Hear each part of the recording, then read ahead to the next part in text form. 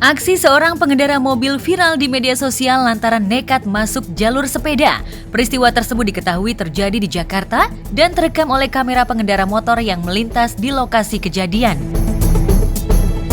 Dalam video tersebut terlihat mobil berwarna putih berusaha masuk ke jalur sepeda yang dipisahkan oleh pembatas jalan berupa tiang kon. Mobil tersebut tampak kesulitan untuk melewati jalan lantaran ada gerobak pedagang yang berada di pinggir jalan. Ini motor begini nih. Ya. Kotak angkut sudah, sana kamu, Ya, pengemudi mobil tersebut terlihat turun dari kendaraan. Alih-alih ubah arah lantaran salah jalur dan berada di jalur sepeda, pengemudi mobil justru berusaha menggeser gerobak pedagang yang menghalangi. Namun rupanya upaya yang dilakukan terlalu sulit lantaran posisi gerobak berada di jalur sepeda dan terhalang oleh pembatas trotoar yang cukup tinggi. Perekam video kemudian beranjak mendekat dan pengemudi mobil kemudian berusaha menghalanginya untuk mengambil gambar. Saat ditegur, pengemudi mobil justru melakukan tindakan seakan mau merampas HP milik perekam video lantaran tak terima aksinya menjadi viral.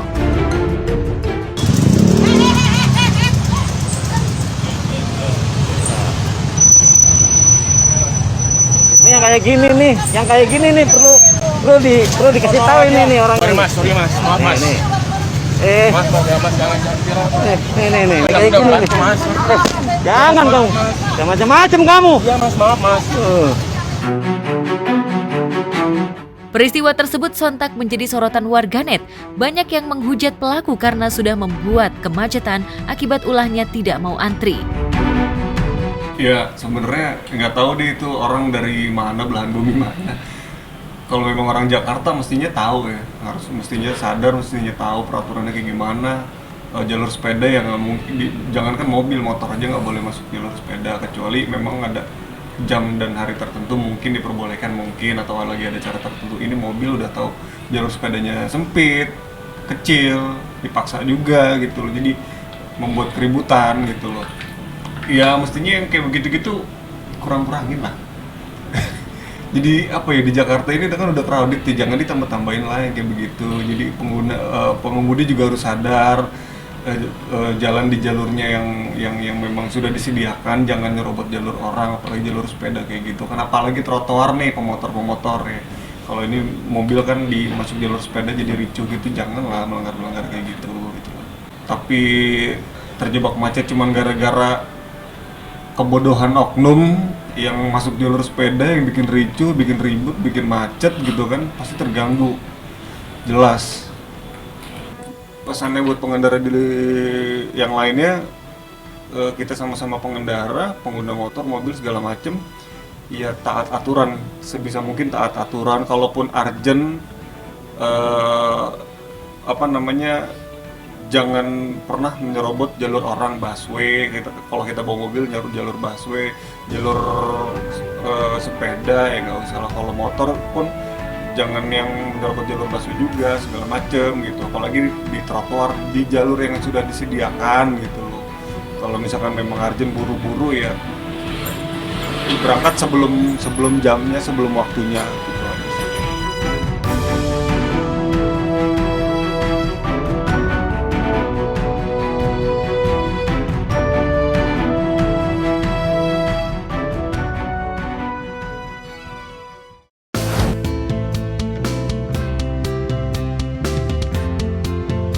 Sementara itu di tempat berbeda, pasca menjalani operasi dan sudah pulang ke rumah, Atta Halilintar sempat melakukan inspeksi mendadak alias sidak ke para karyawannya yang tengah bekerja. Memang Atta sempat absen sejenak lantaran beberapa waktu lalu harus menjalani perawatan di rumah sakit. Dari unggahan YouTube pribadinya, suami Aurel Hermansyah tersebut terlihat masih berjalan dibantu dengan memegang tongkat. Jadi biasanya kalau hari Senin tuh saya nyidak aja gitu guys, tempat mana aja. Kantor-kantor dalam enggak, soalnya capean. Nih, stok jualan guys, banyak banget nih, apa aja nih. Baju Nura. Oh, baju aja.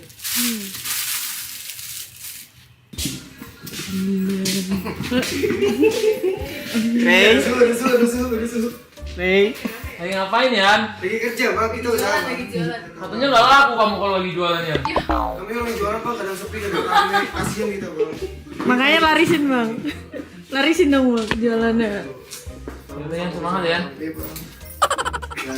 Hati Yan. Semangat Yan. Semangat. Oh ini dia nih. Iya, baru Pak. Dia bukan kuliah dulu. Langsung dicek lagi.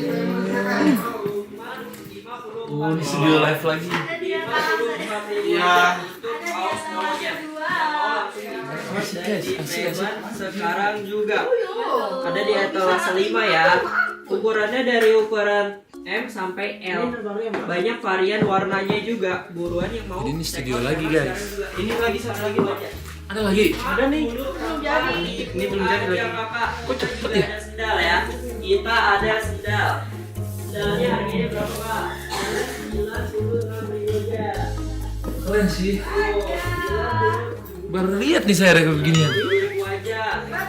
Keren ya. Usai sidak, Atta pun mengurai dirinya harus kembali ke dokter untuk mencabut semua plesteran jahitan. Atta mengurai dirinya masih sedikit merasa perih. Tadi saya habis pulang jadi mandor seharian. Udah lama nih. Nggak kayak gini. Ini langsung ke dokter lagi guys. Saya hari ini mau mencabut semua plesteran jahitan di perut saya. Sekarang udah lumayan guys. Tadi aku udah bisa naik tangga, turun tangga. Cuman yang susah nih dari berdiri ke duduk berdiri terus aku masih perih. Kalau waktu lagi gini nggak berani. Ya. Ditemani Aurel dan Amina, Atta pun kembali bertemu dokter. Selama di ruangan, tingkah laku Amina yang gemas pun berhasil menghibur Atta. Meskipun Amina mengurai dengan gayanya, merasa takut melihat Papata diperiksa dokter. Bapak boboan sini dulu, diliatin dulu sama dokter biar disembuhin. Sembuh. Oke, pas sini sayang. Amina. Dia udah kayak orang tua aja pakai tas. Sini Amina. Amina. Itu Om dokter mau lihat apa sini? Ya, periksa dulu bentar ya. Boleh lihat papa? Oh ya, Amina boleh kalau Amina mau lihat. Tapi di dalam. Hah? Iya, Amina bentar mau ya. lihat apa? Bingung lihat. Gua di dalam kontol. Serius banget ya bang. Apa? Aku lihat dulu ya. Belum cabut-cabut itu. Nah takut nggak? Di Kasian. apa? Kalau misalnya kadang-kadang kayak ada ngerasa dia nggak apa-apa juga ya dok. Oke.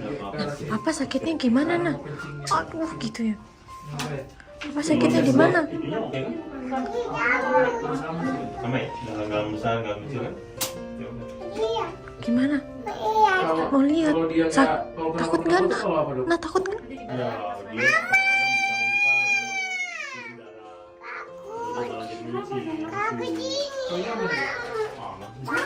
Fokus sama Om.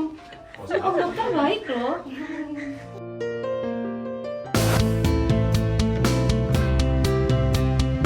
Usai konsultasi dan perban dilepas, Atta mengurai dirinya mungkin masih akan mengalami ngilu. Namun Atta mengurai dirinya sudah memasuki tahap recovery alias pemulihan. Udah selesai hari ini check up-nya, memang tunggu pemulihan aja guys, alhamdulillah. Kalau kata dokter Emang- gimana pak? Emang kalau ngilu-ngilunya karena pemulihan masih ngilu-ngilu, tapi prosesnya yang penting terus mulai. Emang agak ngilu-ngilu guys. Tapi kalau kata berdirinya lama. dokternya udah sehat atau Udah tinggal tunggu pemulihan ya 2 minggu guys, cukup lama, hampir setengah bulan. itu perlu Ya. check up lagi nggak pak? Nanti ada pengecekan selanjutnya kalau ada masalah lagi. Tapi kalau sekarang tinggal tunggu pemulihan aja. Jadi emang hari ini hari ini. Gitu guys. Jadi tadi perbanan dicabut. Cuman besok saya perlu suntik untuk ngambil darah lagi. Karena emang walaupun ininya kelihatannya tadi udah feeling terus membaik, tapi kepala tuh masih puyeng banget, masih kayak belum fit gitu guys. Jadi kalau berdiri tuh kayak kok masih kayak kelingan gitu. Kita tunggu itu. Insyaallah, terima kasih doa-doanya semuanya.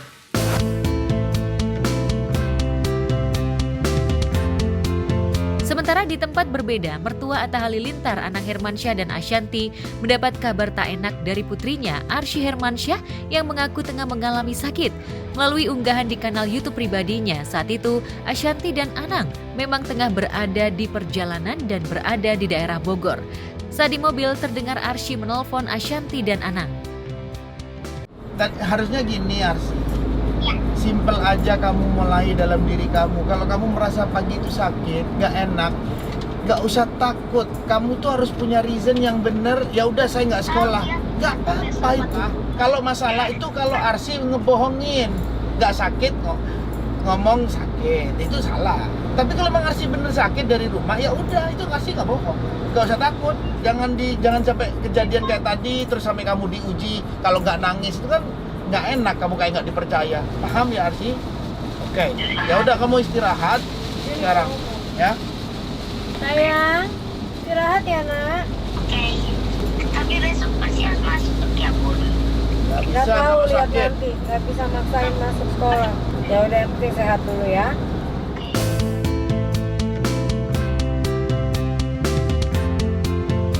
Ashanti dan Anang pun mencoba memberi putrinya semangat dan ketenangan. Di tengah kabar tersebut, namun Ashanti dan Anang tetap harus menjalani beberapa pekerjaan, termasuk Ashanti yang juga harus menepati janjinya kepada Nenek Baliah, seorang nenek yang viral lantaran aksi dan slogannya, "A, kasihan A." Ashanti berjanji untuk belanjakan Nenek Baliah kebutuhan sembako. Sebelum pulang ke rumah, Ashanti pun menyempatkan diri untuk belanja kebutuhan sembako untuk Nenek Baliah. Guys, kita hari ini sudah tadi dari tempat pertama. Sekarang kita mau belanja karena besok kita mau ngunjungin nenek. Aku namanya nenek siapa? Baldiah. Boleh nggak kapan-kapan aku main ke sana? Boleh. Boleh. Iya boleh. Mau main ke rumah boleh. Boleh. Kebetulan suami saya lagi suka ke Bogor. Nenek Baldia yang aku udah janjiin sebenarnya minggu lalu. Cuma bener-bener ya Allah lagi padat banget dan daerah nenek itu bisa 3 jam 4 jam kalau dari tempatku. Jadi harus cari yang pas barengan ke arah sana. Nah, aku tuh bingung kalau ngasih nenek uang doang. Uang aja tuh kayak dia tuh nggak ngerti sebenarnya, katanya saudaranya untuk megang uang. Jadi katanya banyak kan tuh kalau dikasih orangnya uang dia tuh nggak ngerti uangnya kemana. Jadi agak bingung juga karena dua-duanya nenek sama kakeknya. Nah anaknya pun masih kecil kan, jadi mungkin mendingan kita belanjain kayak sembako gitu supaya nenek bisa masak-masak. Karena kan aku janji kan memang mau ngasih si nenek ini. Jadi ya udah kita sekarang udah belanja dulu, kita lagi cari di Kabupaten Bogor tempat belanja yang grosir. Oke guys, kita udah sampai di Swalayan. Kita mau belanja buat nenek. Belinya apa ya? Ya, kayak gini. Minyak goreng sawit. Ini promo Bun, bener promo Bun. Iya bagus sih, bisa beli banyak. Ya gede-gede nih. Cemilan buat anaknya kan? Anaknya kan doyan ngemil tuh. Oh iya jajan mulu. Si Fitri Bun, Fitri. Kita itu mau beli buat supaya kayak gini-gini nih. Wah anaknya suka Bun. Apalagi Rosa suka banget kan. Waduh Bun. Nah ini lagi banyak kayak gini-gini nih tuh. Nih. Oke lagi. Nah, yang kita beli tuh mie instan kali ya. Iya Bun. Bener gak sih? Bener Bun. Ini Bun. Di kardus aja kan ya Mbak? Ada nanti ada yang bantuin Bun katanya.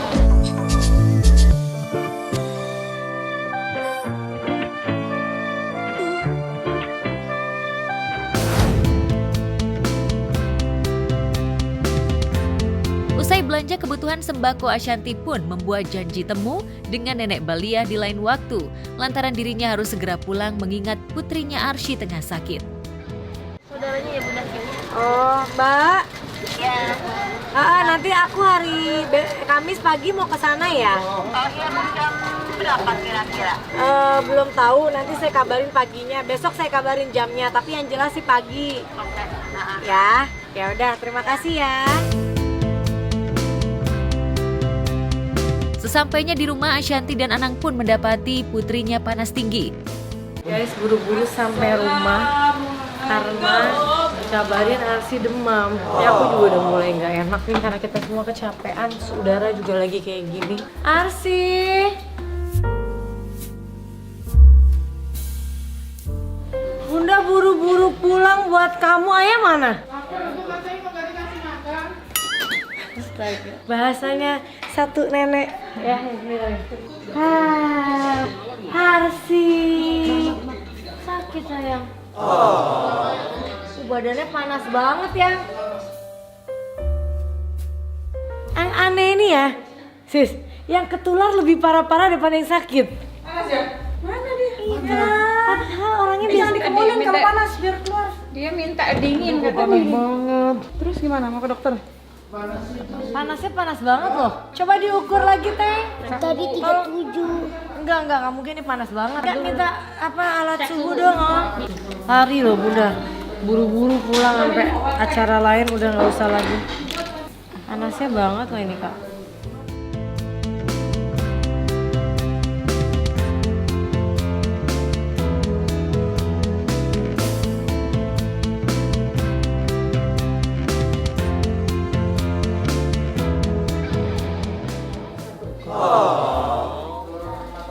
Pindah sakitnya dong. Dah buang. 38,2. Ini 38,2. Naik bun berarti bun. Tadi 37. Ya udah guys, nih yang penting nanti kita kesedot. Di musim nih sakit kayak gini kayaknya. Mudah-mudahan kita dijauhkan dari sakit. Sementara Arsy yang tengah sakit mengafirmasi dirinya baik-baik saja dan ingin cepat sembuh lantaran harus masuk sekolah. Minum obat, makan, tidur, makan. Minta handphoneku tolong. Sembuh besok sekolah. Jangan aneh-aneh dulu, sembuh dulu. Bun bilang ke Bu Rarsi apa harus investigasi aja bun, gitu bun. Kalau besok nggak bisa masuk, nggak usah stinfer. Aduh gak pengen sakit, suruh minum obat. Ngantar minum obat, minum air putih yang banyak, lagi demam, minum air putih yang banyak, biar badannya adem. Pegang kakak badannya panas. Adek makan lah, Dek. Tuh lihat Liam gendut begitu loh. 30 dia. Ngurusin Arsy dulu karena masih demam. Semoga besok segera sembuh karena kita masih banyak kegiatan. Oke guys, kita mau istirahat dulu. Dia kok sakit Misi cantik. mau jalan.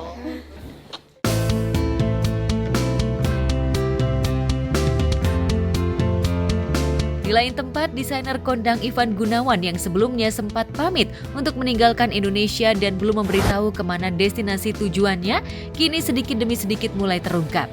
Melalui kanal YouTube pribadinya, pria yang karib disapa Igun tersebut mengunggah kegiatannya saat berangkat dari Bali menuju Eropa. Hari ini kita berangkat ke Europe. Sebelum aku menyelesaikan beberapa pekerjaan yang ada di Paris, kita jalan-jalan dulu sama Mami Maharani. Igun pun tak pergi sendiri melainkan didampingi sejumlah sahabatnya. Kepergian Igun kali ini dalam rangka liburan dan refreshing diri. Igun mengurai sesampainya di Eropa akan mulai perjalanan mulai dari Milan, Swiss hingga Paris. Kita bakal seru-seruan, kita mulai dari Milan, terus dari Milan ke Swiss, terus kemana lagi ya? Friends. Ke Paris langsung. Tapi setelah itu Yudi bakal sama aku sampai akhir bulan ini. Sesampainya di Eropa, Igun pun berjalan di pinggir jalan kota Milan. Keseruan makin bertambah lantaran Igun juga bertemu dengan Lesti Kejora dan Rizky Bilar yang juga ikut liburan bareng. Selamat datang di Milan. Nih, aku sekarang mau jadi kameramen ya, gini. Halo Milan. Halo Milan. Halo. Halo kameramen vlog satu lagi. Iya.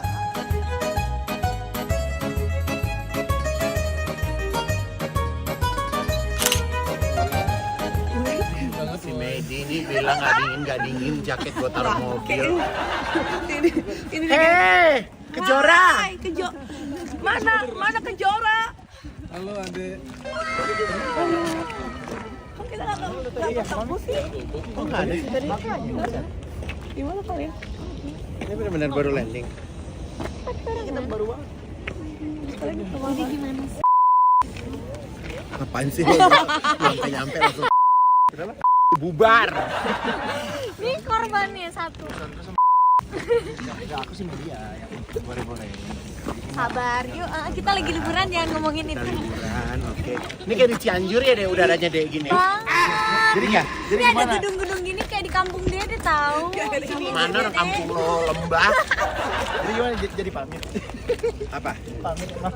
Dia udah bukan artis lagi. Udah bukan Bukan artis lagi ya kan.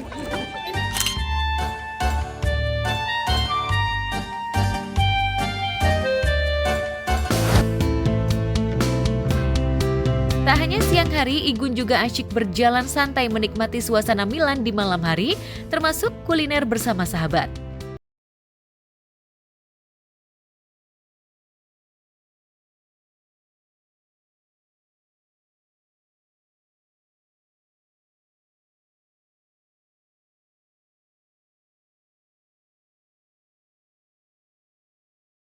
Memang jalan begini guys, karena nggak ada Alphard, nggak ada supir, nggak ada pembantu. Baru sehari udah kangen.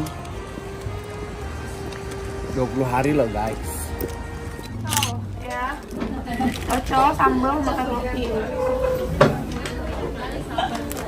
Lu nggak usah ngajak-ngajakin gue kayak gini ya, Beb. Makan tuh yang bener aja. Nasi, sambal, udah. Lo yang pesan catering, lo masuk sendiri Nggak kan? tahu nih siapa yang pesen. Apalagi gue. Gue korban nih. Korban kesederhanaan Maharani Kemala. Aduh, ini bukan dunia gue begini. Ini terlalu sederhana deh, ini paket-paket ini. Lihat nih, nggak ada menteganya. Nggak ada tahu bersyukurnya ya. Ya, bersyukur. Bersyukur lah. Enak kok. Terus sabar, jangan naik darah dulu. Milan risotto itu nasi. Ya udah cepet. Ya, risotto seafood ya. Iya.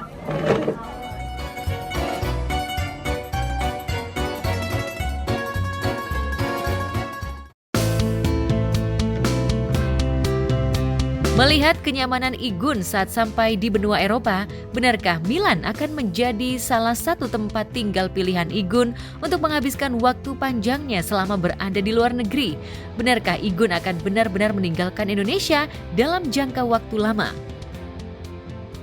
Ya insya Allah, yang namanya sementara ya tunggu aja. Kalau nggak betah ya pulang lagi gitu kan. Ya jadi aku pengen ya mencoba peruntungan lah gitu kan. Yang namanya mencoba peruntungan kan kita belum tahu ya berhasil atau enggak. Tapi ya dicoba dulu aja insya Allah.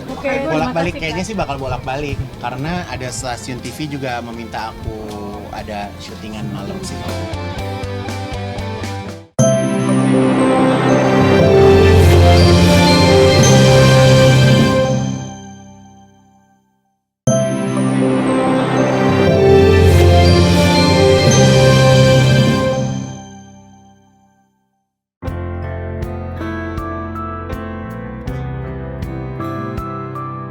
Pemirsa, Teguh Wisnu menangis haru saat pertama kali mengumandangkan azan pertama di lokasi yang akan dibangun Masjid As-Solihin Yokohama, Jepang. Awalnya ada seorang ustadz yang akan azan di sana. Namun lantaran Wisnu ingin meraih berkah dan pahala, Wisnu meminta agar dirinya untuk azan di sana. Allahu Akbar, Allahu Akbar. La ilaha illallah. Yang mau azan itu bukan, yang azan itu udah ada ustadz di sana. Cuman nggak ini aja, tiba-tiba spontan gitu, bisa izinkan saya boleh nggak yang azan gitu. Karena saya mau jadi, maksudnya dapat pahala mudah-mudahan di situ, artinya yang menjadi yang pertama gitu ya, mengumandangkan azan di tanah ini Ustadz gitu. Ustadz Fatih, silakan bang, nggak apa-apa antum aja gitu. Ya nggak tahu ya, waktu itu terharu aja gitu ya, terharu kan nggak bisa dibuat-buat karena kan pahala mudah-mudahan itu bisa jadi amal jariah buat saya gitu kan, artinya ketika saya meninggal mudah-mudahan amalan itu terus mengalir gitu, jadi kebayang sampai ke situ, jadi sampai kan makanya nada azannya kemana-mana kan karena udah nggak tahan gitu, waktu itu pada saat itu terharu banget gitu.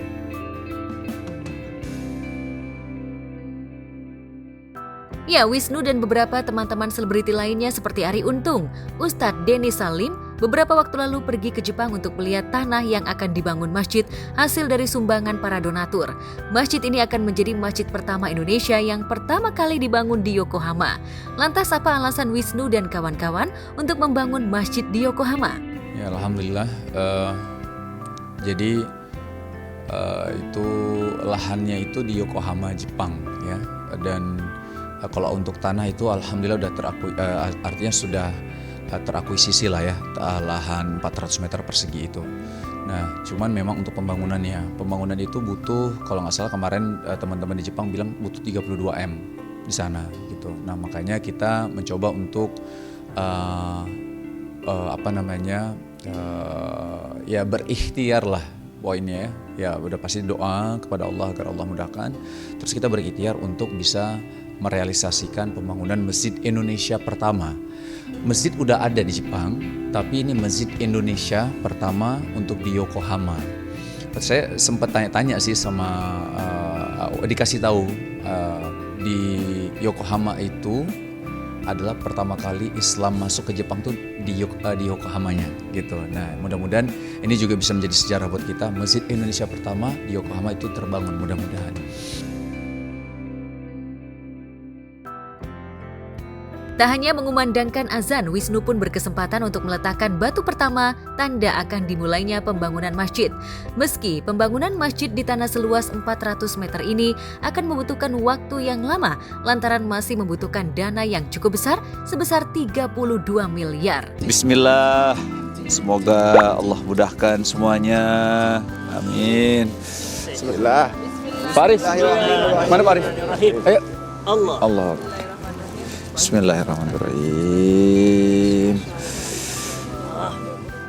Maksudnya ini proses masih cukup panjang sih ya teman-teman semua, karena untuk ngumpulin di angka segitu kan butuh waktu juga ya. Tapi insya Allah mudah-mudahan itu bisa berjalan dengan baik. Groundbreaking aja sih sebenarnya, lebih ke groundbreaking aja. Terus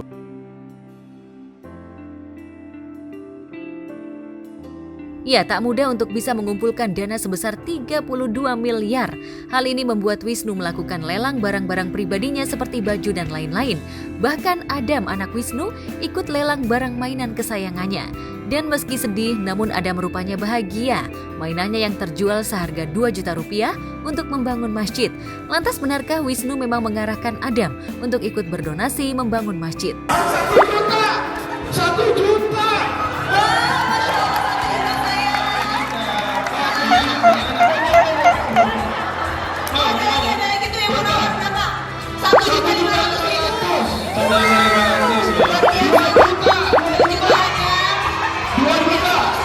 Nah, itu kan proses untuk pengumpulan donasi juga gitu ya. Artinya salah satu kegiatannya kita lelang.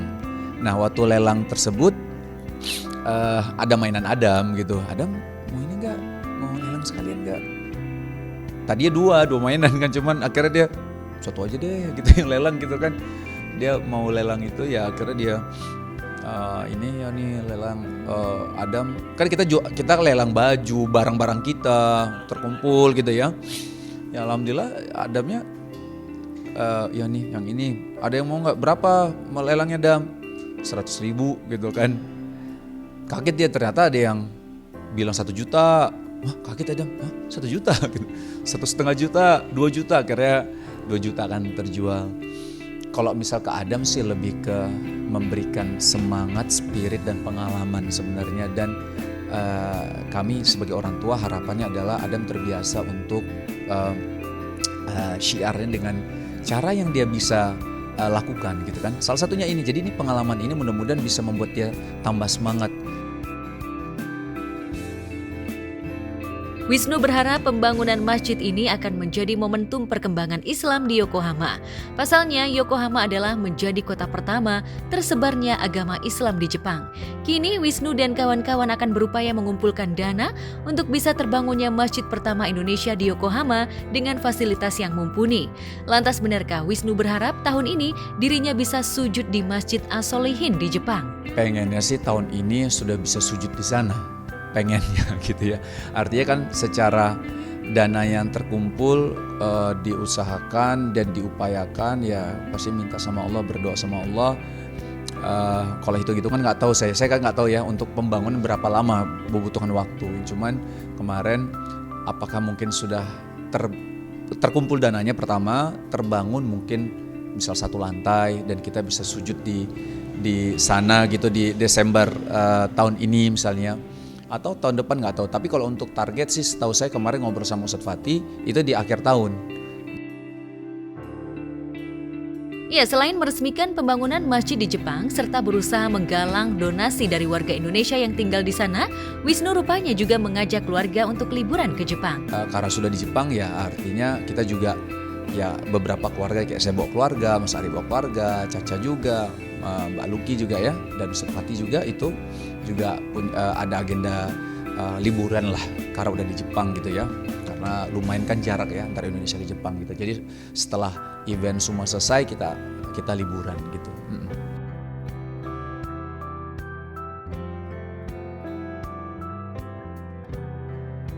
Sementara itu, rasa syukur dipanjatkan Aryani Fitriana dan Doni Michelle lantaran dirinya bisa kembali dengan selamat usai melaksanakan ibadah umroh ke Tanah Suci Mekah. Meski lelah, namun Aryani bahagia bisa melaksanakan ibadah umroh bersama suami dan anak-anak.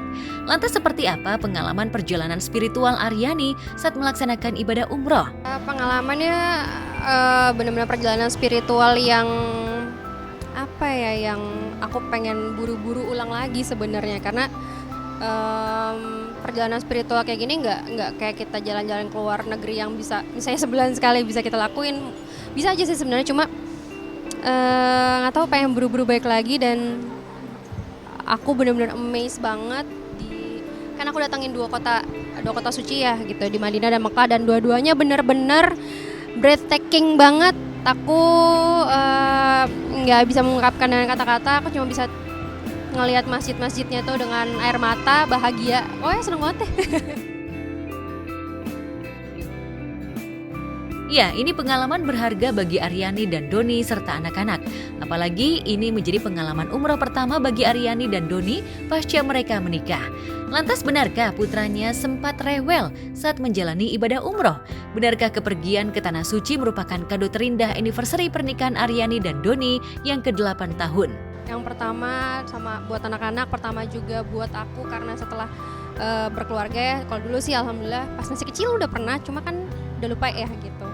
Anak-anak senang alhamdulillah nggak jet lag juga, senang banget mereka, dan mereka akhirnya bertanya, mah ternyata kita dalam sehari tuh harus sholat terus ya gitu kan.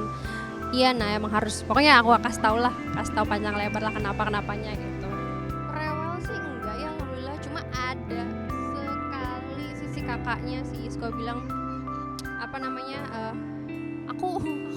aku nggak mau ke masjid lagi, aku bosan, aku mau tidur. Cuma namanya anak-anak ya udahlah nggak apa-apa. Enggak, jadi kita pun juga nggak ngeh kalau misalnya ternyata abis anniversary ya berangkatnya gitu. Jadi alhamdulillah rezeki sekalian. Berada di Tanah Suci Mekah, Aryani rupanya tak menyia-nyiakan kesempatan untuk memanjatkan doa di depan Ka'bah. Aryani pun berharap pasca umroh, dirinya bisa menjadi manusia yang lebih baik.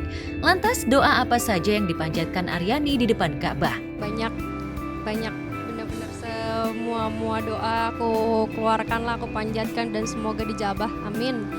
Sangat lebih tenang.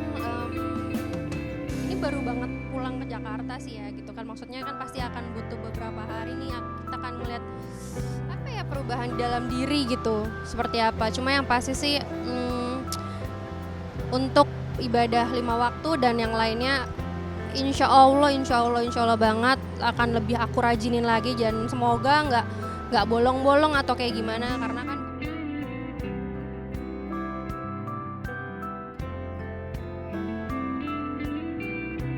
Di sisi lain, meski sudah bercerai, Oki Agustina dan Gunawan Dwi Cahyo tetap kompak rayakan ulang tahun Miro Materazzi yang ke-10. Dalam akun Instagramnya, Oki mengunggah momen dirinya dengan Gunawan bersama Miro dengan caption, "Alhamdulillah 10 tahun usiamu sekarang. Semoga kelak kamu jadi anak kebanggaan keluarga ya. Anak soleh, berbakti sama orang tua, tambah pinter dan rajin ibadah." Dalam akun Instagram, Oki dan Gunawan terlihat kompak dan bahagia saat merayakan ulang tahun Miro. Tak ada rasa permusuhan di antara keduanya, meski saat proses perceraian keduanya terlibat konflik. Oki rupanya ingin memanfaatkan momentum ulang tahun Miro untuk berdamai dan saling memaafkan lantaran ingin hidup tenang. Bagi Oki, meski dirinya dan Gunawan sudah gagal menjadi suami istri, namun mereka tak ingin gagal menjadi orang tua. Kunci hidup tenang adalah saling memaafkan dan berdamai dengan masa lalu. Semua yang terjadi sudah kehendaknya. Nikmati semua proses dan jalani sebaik-baiknya. Gagal sebagai suami istri bukan berarti gagal sebagai mama dan papa untuk Miro. Ya, momen kebersamaan Oki dan Gunawan rupanya memantik rasa penasaran netizen. Banyak netizen menduga-duga jika Oki dan Gunawan kembali bersama.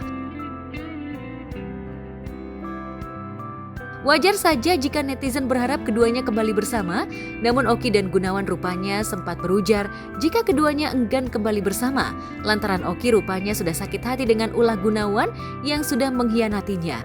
Sebaliknya, Gunawan pun tak ingin rujuk dengan Oki, lantaran dirinya juga sakit hati, lantaran Oki sudah menuding dirinya berselingkuh.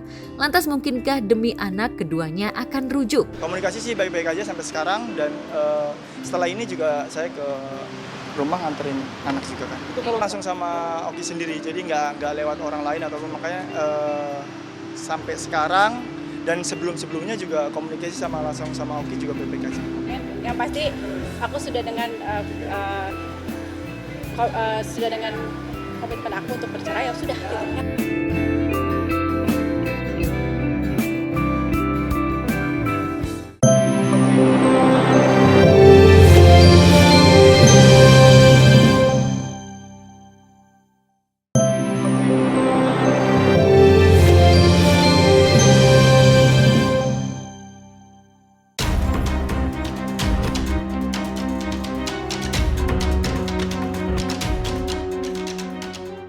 Video viral yang menghebohkan warga dunia maya kali ini diposting oleh akun Instagram mood.jakarta.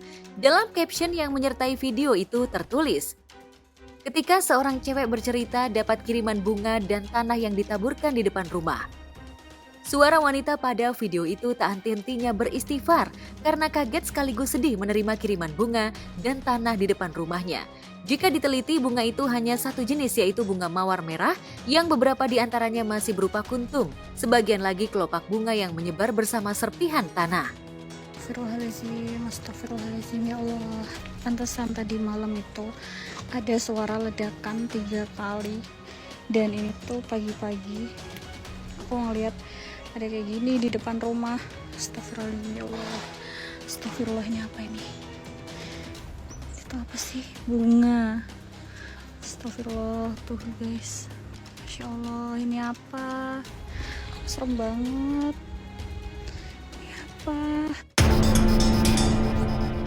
Dalam video selanjutnya, si pemilik rumah menjelaskan bahwa rumah itu adalah tempat usahanya. Namun, sudah bangkrut lantaran satu persatu karyawannya mengundurkan diri akibat takut pada teror kiriman bunga dan tanah yang datang nyaris saban hari. Ya, bener banget. Aku punya usaha dan ini usaha aku kondisinya udah close. Tuh, close, bener-bener udah nggak ada karyawan, udah nggak ada customer. Ya, gara-gara tiap hari tuh ada teror kayak gini.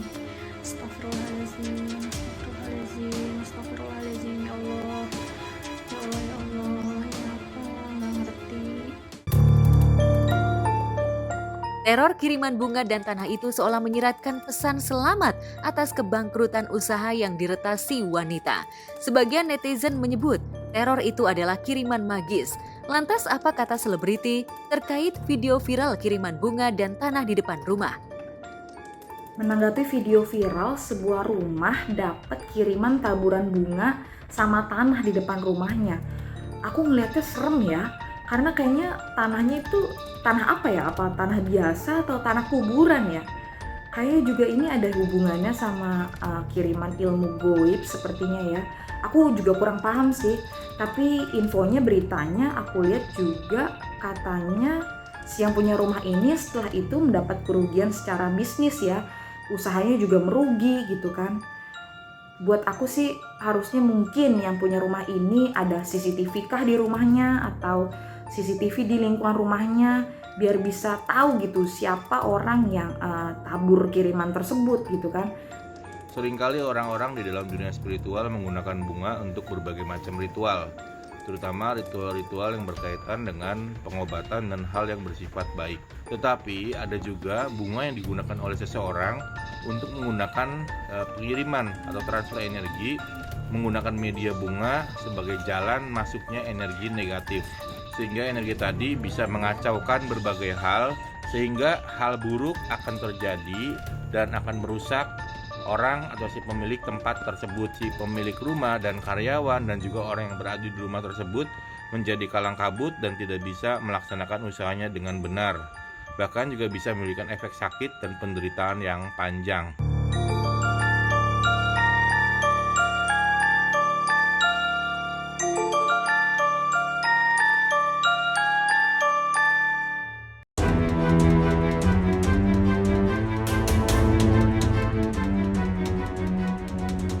Video lain yang menyita perhatian warganet adalah video yang memperlihatkan atap sebuah bioskop di Surabaya mengalami kebocoran dan ambrol hingga menimpa lobi. Air pun mengalir deras dari plafon lobi bioskop yang mengalami kebocoran parah sehingga mengganggu kenyamanan pengunjung bioskop. Alih-alih ingin menonton film, mereka justru merasa tidak aman. Kalau-kalau plafon di ruang teater pun mengalami kebocoran dan ambruk mendadak.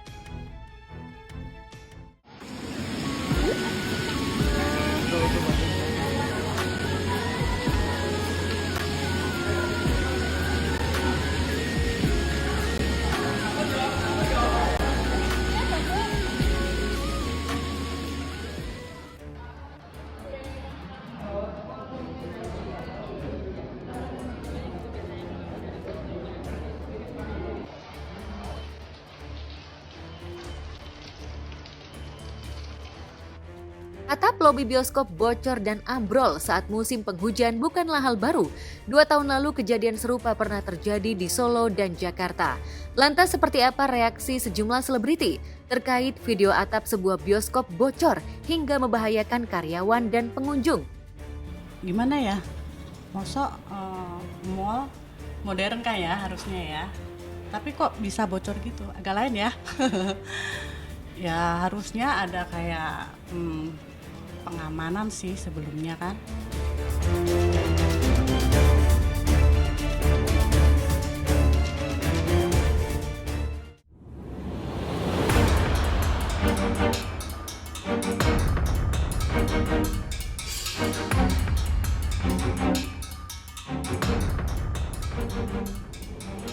Sidang mediasi terkait hak royalti antara Inara Rusli selaku penggugat melawan Virgon Tambunan selaku tergugat kembali digelar di Pengadilan Negeri Jakarta Pusat.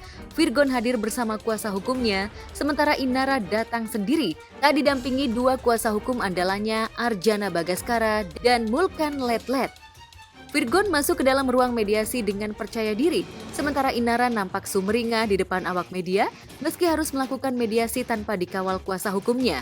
Virgon yang mengenakan setelan jeans dan kemeja flanel hitam serta kacamata dan kupluk hitam nampak langsing dari beberapa minggu sebelumnya.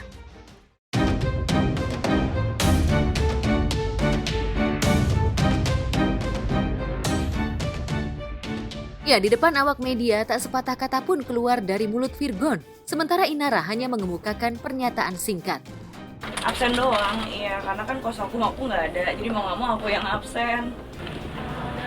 Ngobrol nggak? Virgon di dalam? Nggak ada, kan dia baru datang tadi. Nggak ada. Kan duduknya juga jauh-jauh.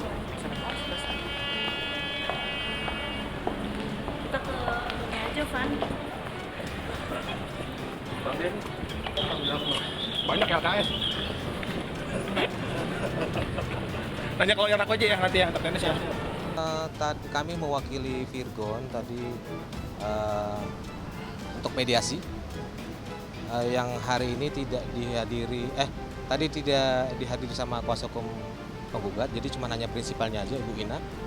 Jadi kami tadi kesempatan untuk melakukan kaukus.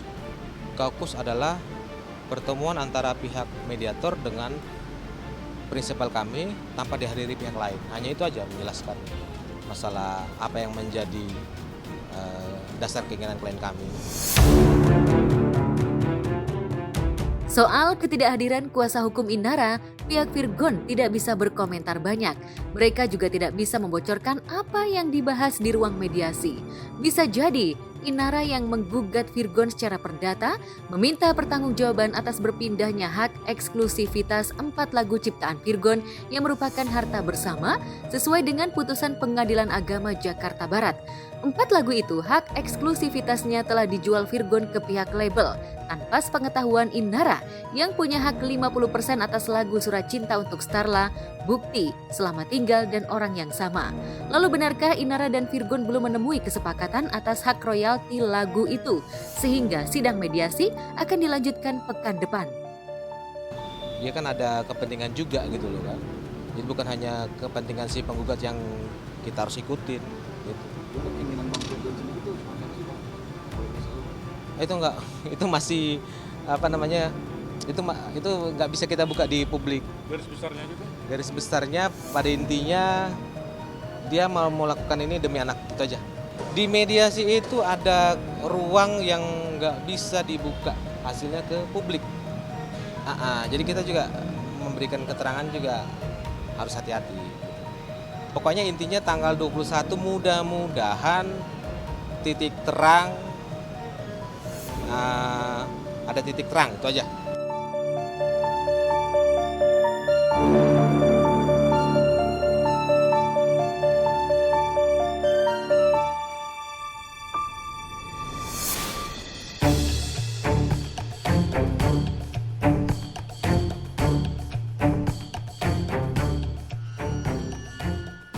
Perseteruan pedangdut Dewi Persik dengan Indasari masih memanas. Indasari geram lantaran DP tidak merespon somasi yang dilayangkannya.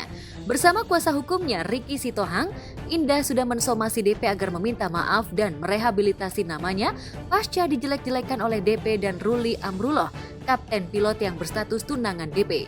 Konflik yang berawal dari pernyataan Indah tentang petualangan cinta Ruli di Bali itu telah memutuskan tali persahabatan DP dan Indah karena keduanya saling menyalahkan dan merasa menjadi pihak yang paling benar. Keduanya adu bukti di media sosial, namun Indah yang merasa dicampakkan DP setelah bertahun-tahun pasang badan membela pelantun Mimpi Manis itu mendesak DP agar merespon somasi kedua yang dilayangkan pada Rabu lalu. Upaya saya sebagai lawyers, ya, saya nggak serta-merta mau mengikuti supaya harus begini, harus begitu, enggak. Saya sebagai manusia biasa harus mencoba untuk menyatukan kembali.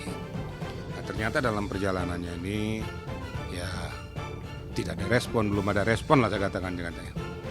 Nah, tentu batas waktu yang sudah saya berikan 3x24 jam, ternyata nggak ada respon yang saya layangkan somasi yang kedua. Jadi sudah berjalan nih, kemarin saya layangkan. Nah, dalam somasi yang kedua ini intinya kembali sama sebenarnya ya. Intinya itu bagaimana supaya kedua belah pihak itu tetap merajut persahabatan, persaudaraan kembali. Tentunya saling memaafkan lah gitu.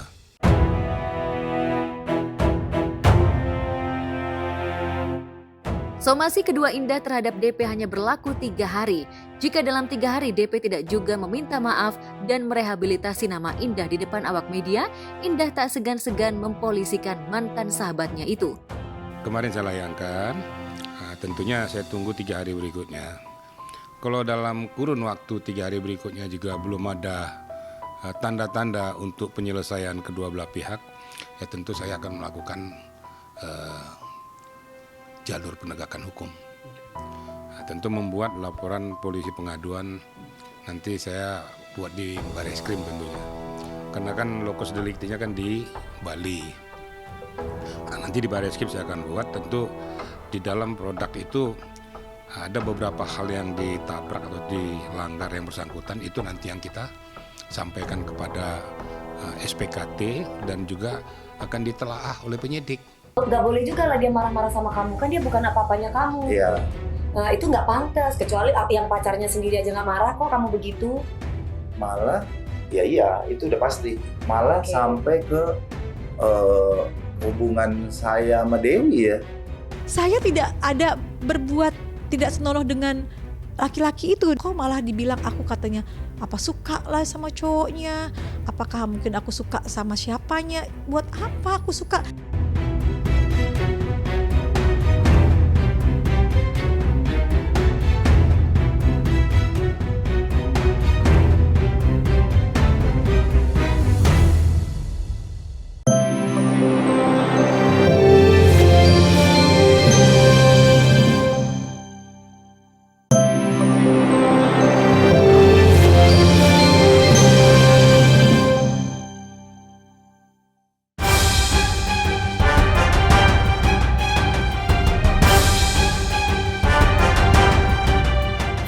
jagat maya, seorang pria yang memergoki istrinya berselingkuh dengan pria idaman lain. Pria yang mengenakan topi kuning itu tampak sabar dan sama sekali tak meninggikan suaranya, apalagi berlaku kasar terhadap pria yang diduga merupakan selingkuhan istrinya itu. Justru pria yang diduga menjadi orang ketiga dari pernikahan mereka lah yang tampak tersulut emosinya.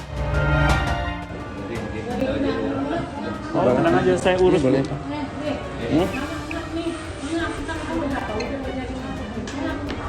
Dia masih belum terima.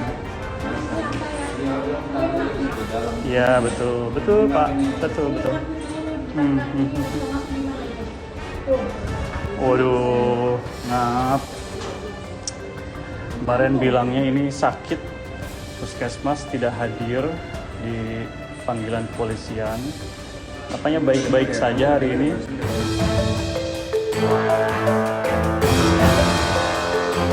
Bahkan beberapa kali pria yang mengenakan jaket hitam itu menegur dan bahkan mendorong pria bertopi kuning. Menariknya, istri dan selingkuhannya itu diantar oleh orang tua ke tempat yang diduga pengadilan. Dodi Kurniadi itu siapa? Dodi Kurniadi itu orang yang merusak rumah tangga saya. Ya, dia ini pebinor. Ya, dia yang merusak keluarga saya. Dan saat ini nampaknya berani sekali, ya, tampil di live saya sendiri, luar biasa, bersama orang tuanya di sebelah sana. Gimana kabarnya? Wih, barusan saya didorong juga tuh. Oke, nanti di luar sini setelah ini ya.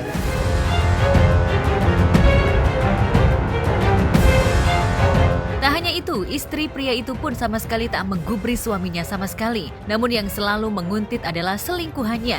Pria itu menduga jika perselingkuhan itu didukung oleh keluarga pria. Lantaran keluarga pria itu hadir di dalam persidangan seolah mendukung hubungan anaknya.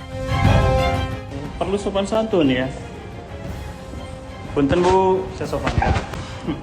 Saya Dadan Kusnawan, mantan suami dia. Saat dia berhubungan ya dengan anak ibu Dodi Kurniadi, saat itu dia masih istri saya. Lagi-lagi tentang perselingkuhan, dan ini sesuatu yang sebenarnya harusnya kita hindari ya sebagai seseorang, apalagi yang sudah menikah. Terus tadi juga aku lihatnya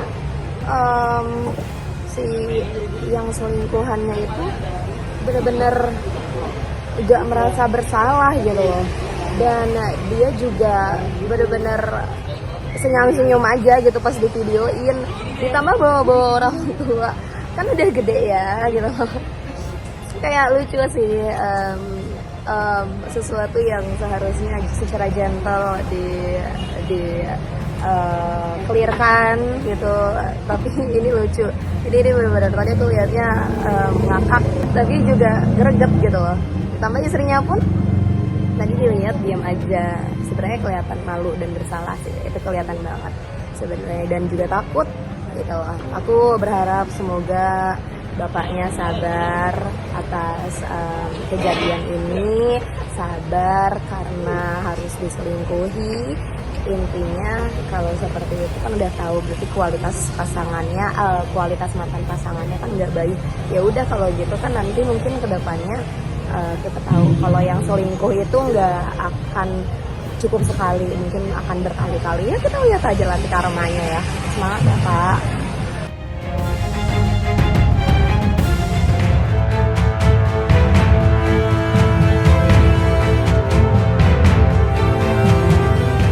Peristiwa kisah yang tak kalah miris terjadi di jagat maya tanah air. Dalam sebuah narasi diceritakan jika seorang wanita begitu hancur lantaran rumah tangganya tak bisa diselamatkan. Ia menceritakan jika wanita itu kenal dengan pria yang menjadi suaminya itu selama 10 tahun. Namun sayangnya, bahtera rumah tangga yang baru dikayuh 8 bulan itu harus karam. Tak ayal, kisah itu mengiris hati para warganet. Dengan lafaz bismillah, aku lepaskan segalanya. Aku ikhlaskan apa yang pernah menjadi rencanaku dulu saat masih bersamanya. Matikan segala rasa di isi hatiku yang mengenai tentang namanya ya Allah, dan cukup sampai di sini.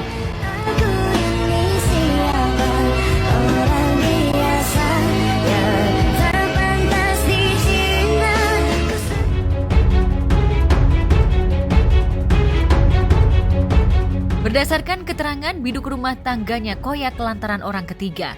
Namun yang menjadi sesak di dada adalah orang ketiga itu merupakan orang tua dari suaminya itu sendiri. Mereka mampu menjaga temali kasihnya selama 10 tahun, namun tak mampu mempertahankan keutuhan rumah tangga.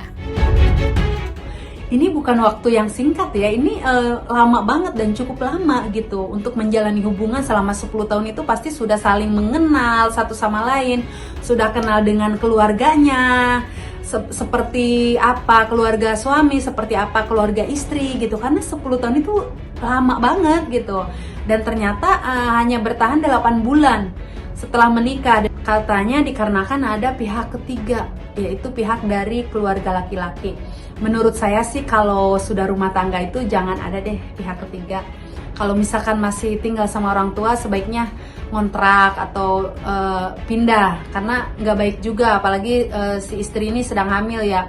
Di situ istri itu lagi sensitif ya, apalagi lagi hamil tuh butuh dukungan dari keluarga, dari orang-orang terdekat, dari suami, butuh support sebenarnya.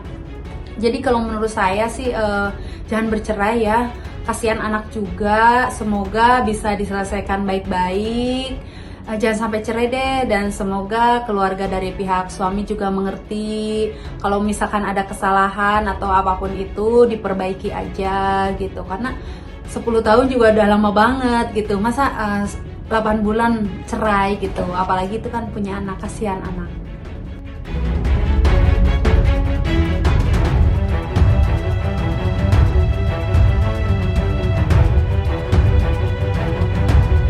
Lama tak terdengar kabarnya, artis Sarafi yang dulu ngetop lewat sinetron Inem Pelayan Seksi kembali muncul dengan kabar bahagia sekaligus memilukan. Bahagia karena ia sudah eksis di dunia fashion sebagai desainer, dan pilu karena penantian Sarah selama 18 tahun untuk bertemu Jibril, putra pertamanya, tak kunjung berbuah manis. Sarah yang mendapatkan hak asuh Jibril dan Aisyah, buah pernikahannya dengan Sophie Agil, harus berpisah dengan Jibril lantaran anak sulungnya itu dibawa kabur oleh Sophie Agil saat dirinya tengah sholat tahun 2008 silam. Perseteruan Sarafi dengan Sophie Agil memang sempat mewarnai media hiburan, karena Sarah sempat membawa wartawan hiburan ke rumah keluarga mantan suaminya untuk mencari Jibril. Lalu benarkah sejak berpisah dengan putra pertamanya itu, Sarafi putus komunikasi dengan Jibril hingga sekarang? Terakhir ketemu Jibril, usia Jibril 18 bulan. Iya, belum, masih menyusui. Menyusuinya kiri kanan, Aisyah Jibril. 1 tahun setengah. Saat itu Aisyah umurnya 6 bulan. Jadi Jibril diambil pada saat saya lagi sholat, Aisyah ada di box, Jibril lagi di tempat tidur. Terus saya dengar Aisyah nangis, nggak tahu ya apa memang tadinya mau dua-dua diambil, tapi mungkin kasihan baby gitu kali ya, nggak tahu juga ya saya.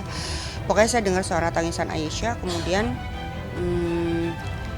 saya selesaikan sholat, begitu saya keluar, Jibril udah diambil paksa sama ayah. Belum, masih proses pengadilan.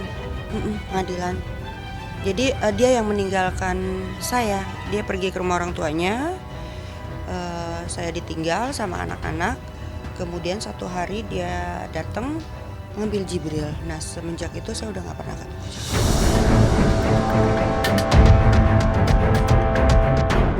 Perceraian orang tua berdampak besar pada anak-anak di kemudian hari. Jibril harus kehilangan kasih sayang ibu, sementara Aisyah adiknya yang berada di bawah pengasuhan Sarafi belum sekalipun bertemu dengan kakaknya. Meski tinggal tidak berjauhan, anak kedua Sarafi hanya sempat teleponan dengan ayah kandungnya saat ulang tahunnya yang ke-17 beberapa waktu lalu.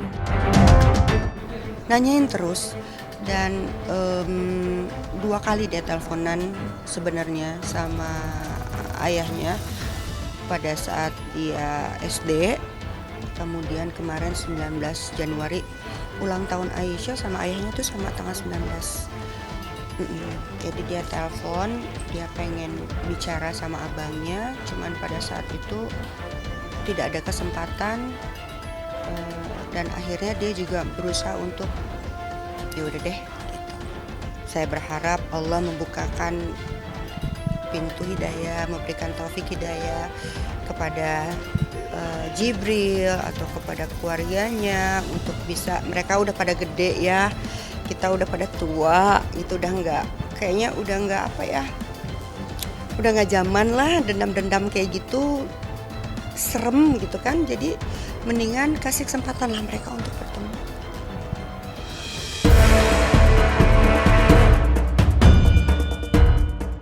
Sejak bercerai dari Sophie Agil, kehidupan Sarafi memang jauh dari pemberitaan media. Sophie Agil adalah suami kedua Sarafi setelah sebelumnya bercerai dari Agil Thorik. Sejak pernikahan keduanya berujung konflik itulah, Sarafi memutuskan menjadi single parent hingga kini. Di usianya yang ke-48 tahun, Sarah mengaku ingin fokus membesarkan Aisyah dan memperjuangkan haknya untuk bertemu Jibril, anak sulungnya. Sebenarnya aku udah agak tenang ya sebenarnya, belakangan ini tuh aku sebenarnya udah agak tenang gitu ya. Udah bisa melepaskan bahwa Jibril itu bukan porsinya aku untuk mengasuhnya. Itu sudah bisa aku terima.